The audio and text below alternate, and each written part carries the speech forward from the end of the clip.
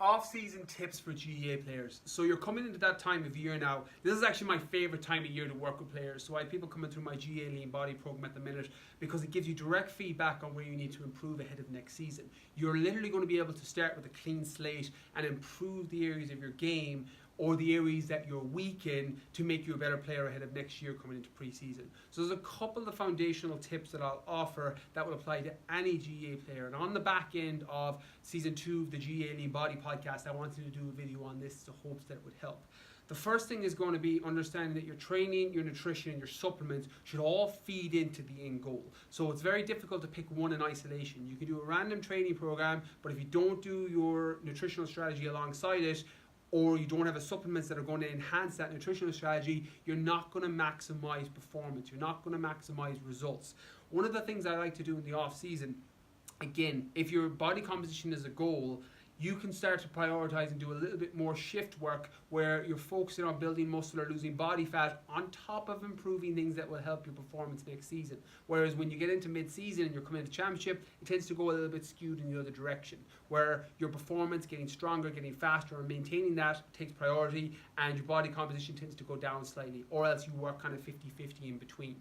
So first thing I would advise is make sure that your nutritional strategy is in alignment with what you're trying to achieve.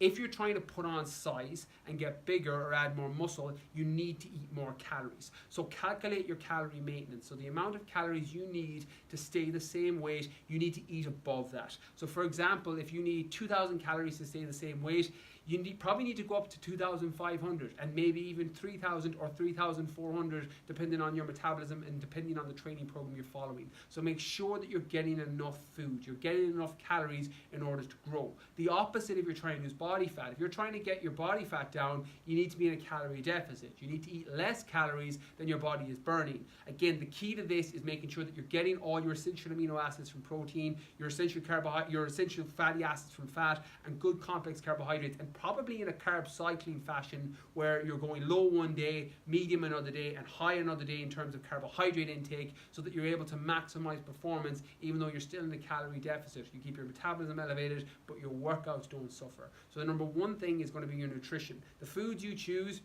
very much down to personal preference. Choose good quality amino acids from chicken, fish if you're not vegan. Choose good complex carbohydrates, sweet potato, oats, quinoa, brown rice. Choose good quality fatty acids, so avocados, avocado oil, olive oil, coconut oil, etc. Oily fish. Whatever is your personal preference, build that into your program.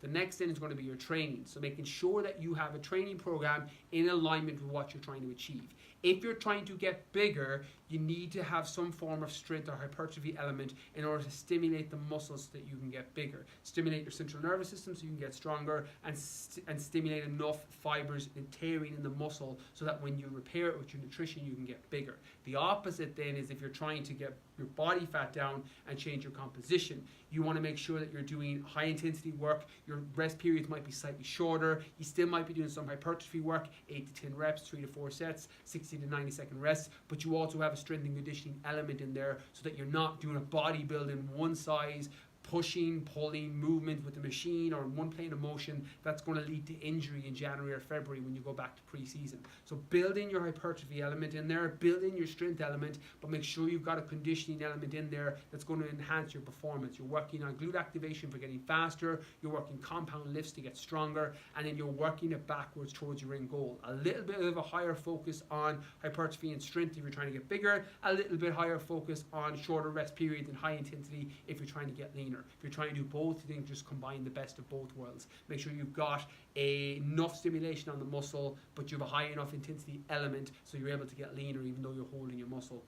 Supplements then are going to be the last thing. They're the final jigsaw. If you haven't got your nutrition right, you haven't got your training right, these become just expensive wastes of money. However, if you do have these things right, they can be very beneficial because they'll supplement what you're missing in your nutrition, or they will speed up your progress. If you're trying to get bigger, focus on the scientifically backed supplements that help with building muscular strength. Creatine, beta-alanine, whey protein or branched chain amino acids if you need them to supplement them back in if you're not getting it with your nutrition.